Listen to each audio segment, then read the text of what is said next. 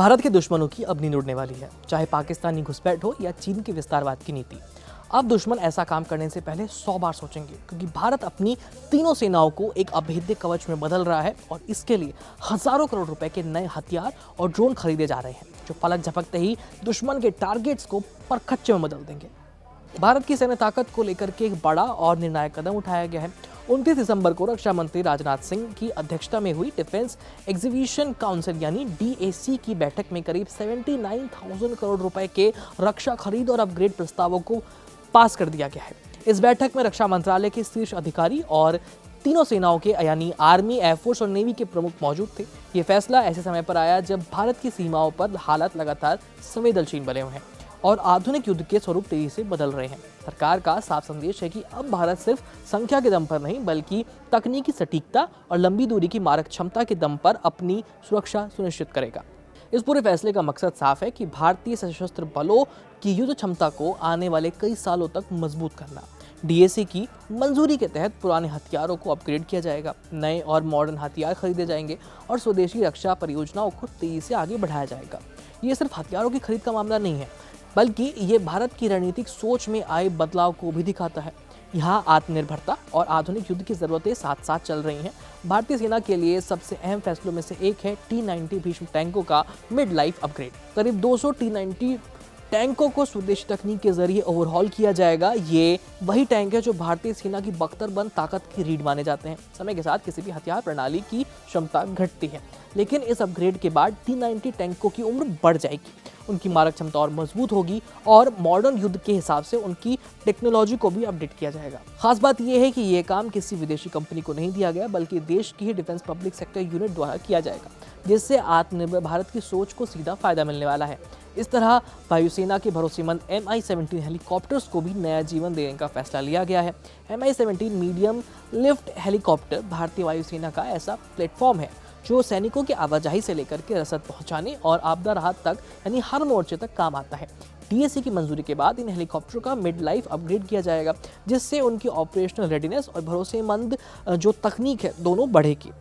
इसका मतलब ये है कि मुश्किल हालात में भी वायुसेना के पास ज़्यादा सक्षम और सुरक्षित हेलीकॉप्टर्स मौजूद होंगे। मॉडर्न युद्ध में ड्रोन की भूमिका कितनी अहम हो जाती है पूरी दुनिया देख चुकी है। हमने देखा है हाल फिलहाल में रशिया और यूक्रेन के युद्ध में, चाहे इजराइल और हमास का युद्ध हो या फिर हाल फिलहाल में भारत के द्वारा किया गया ऑपरेशन सिंदूर। इसी को ध्यान में रखते हुए डीएसी ने लॉइटरिंग म्यूनिशन यानी कि कामिकाज़े ड्रोन को खरीद की मंजूरी दे दी है। ये ड्रोन दुश्मन के इलाके में लंबे समय तक मंडरा सकते हैं और सही मौका मिलते ही एकदम सटीक हमला करते हैं। इनकी खासियत ये है कि ये कम लागत में बड़े नुकसान पहुंचाने के लिए पूरी तरह से सक्षम होते हैं और दुश्मन को जवाब देने तक का मौका नहीं मिलता। भारतीय सेना के लिए ये मंजूरी भविष्य के युद्धों में निर्णायक साबित हो सकती है।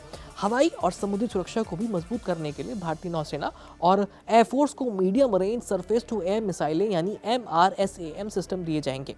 ये मिसाइलें दुश्मन के फाइटर जेट, ड्रोन और क्रूज मिसाइलों को हवा में ही गिराने के लिए पूरी तरह से सक्षम है। इससे भारत की मल्टी लेयर एयर डिफेंस और ज़्यादा मजबूत हो जाएगी।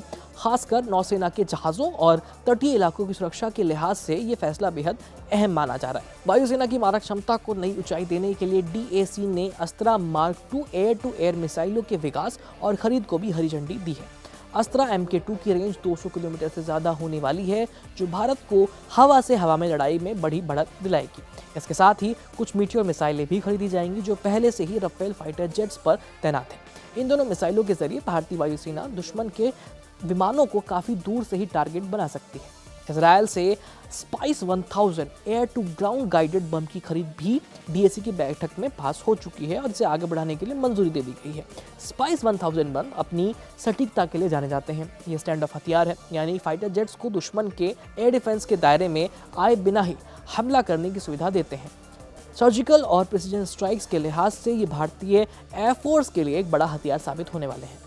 तोपखाने की ताकत बढ़ाने के लिए Pinaka multiple launch rocket system से जुड़ा एक अहम फैसला लिया गया है।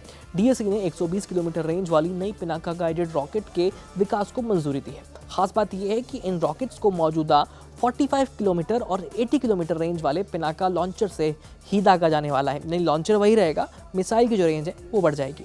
इससे न केवल लागत कम होगी, बल्कि सेना को लंबी दूरी तक दुश्मनों के ठिकानों पर एकदम एक्यूरेट हमला करने की क्षमता मिलेगी। ऑपरेशन सिंदूर के दौरान पिनाका रॉकेट सिस्टम ने जिस तरह से दुश्मन को भारी नुकसान पहुंचाया था, उसके बाद उस फैसले को बेहद रणनीतिक माना जा रहा है। लंबी दूरी के हवाई ऑपरेशन को संभव बनाने के लिए air to air refuelling tanker और airborne warning and control system यानी AWACS की खरीद से जुड़े RPF में बदलाव को भी DAC ने मंजूरी दी है। इन दोनों प्रणालियों के बिना आधुनिक वायु युद्ध की कल्पना कर पाना बहुत मुश्किल है। रिफ्यूलिंग टैंकर से फाइटर जेट हवा से ज़्यादा देर तक उड़ान भर सकते हैं क्योंकि उन्हें हवा में ही फ्यूल मिल जाता है, जबकि AWACS दुश्मन की हर गतिविधि पर आसमान से बारीकी से नजर रखता है। इससे वायुसेना को रणनीतिक बढ़त मिलती है। समुद्री निगरानी के मोर्चे पर भारत जल्द अमेरिका से 2 MQ-9B गार्जियन ड्रोन 3 साल के लीज पर लेने जा रहा है। ये high altitude long endurance drone Hind महासागर क्षेत्र में निगरानी के लिए बेहद अहम माने जाते हैं। भारत पहले से ही 31 ऐसे ड्रोन खरीदने का सौदा कर चुका है जिनकी डिलीवरी 2028 से शुरू हो जाएगी। लीज पर लिए जा रहे ड्रोन तब तक भारत की समुद्री सुरक्षा को और ज़्यादा मजबूत करेंगे जब तक हम नए ड्रोन नहीं खरीद लेते हैं, तब तक के लिए। इन सभी फैसलों का सामूहिक असर ये है कि भारतीय सशस्त्र बलों की युद्ध तैयारी एक नए स्तर पर पहुंचने वाली है। पुराने हथियारों को अपग्रेड करके उन्हें फिर से सक्षम बनाया जा रहा है। वहीं ड्रोन, लंबी दूरी की मिसाइलों और मॉडर्न सेंसर सिस्टम भविष्य के युद्धों के लिए भारत को तैयार कर रहे हैं। सबसे अहम बात यह कि इन परियोजनाओं में स्वदेशी विकास पर खास जोर दिया जा रहा है, जिससे रक्षा क्षेत्र में आत्मनिर्भरता और बढ़ेगी और देश की अर्थव्यवस्था को भी काफ़ी फायदा मिलेगा। ये सभी प्रस्ताव कैबिनेट कमेटी ऑन सिक्योरिटी के पास जाएंगे। वहां से अंतिम मंजूरी मिलने के बाद इन सौदों के लिए कॉन्ट्रैक्ट दिए जाएंगे। लेकिन इतना तय है कि 79,000 करोड़ रुपए का ये जो फैसला है भारत की सैन्य ताकत, रणनीतिक सोच और आत्मनिर्भर रक्षा नीति को एक मजबूत दिशा देने वाला है। ये न सिर्फ सीमाओं पर भारत को मजबूत करेगा, मजबूत स्थिति देगा, बल्कि दुश्मनों को भी साफ संदेश देगा कि आज का भारत हर परिस्थिति के लिए हरदम तैयार है। फिलहाल इस खबर में इतना ही। वैसे ये पूरी जानकारी आपको कैसी लगी कमेंट सेक्शन में अपनी राय करके भेज दीजिए। मेरा नाम है आयुष, देखते रहिए कड़क। धन्यवाद। यहाँ ताजा खबर के साथ हर दिन की शुरुआत कड़क है।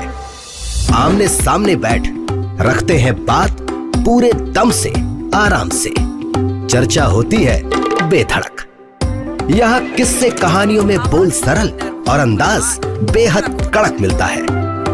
जीने में एक तेवर है जो आता है सही ज्ञान, जानकारी और उससे कमाई कड़क नोट से।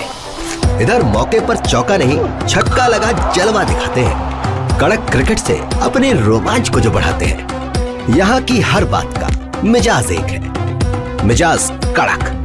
आपका अपना YouTube चैनल कड़क, लाइव बेधड़क।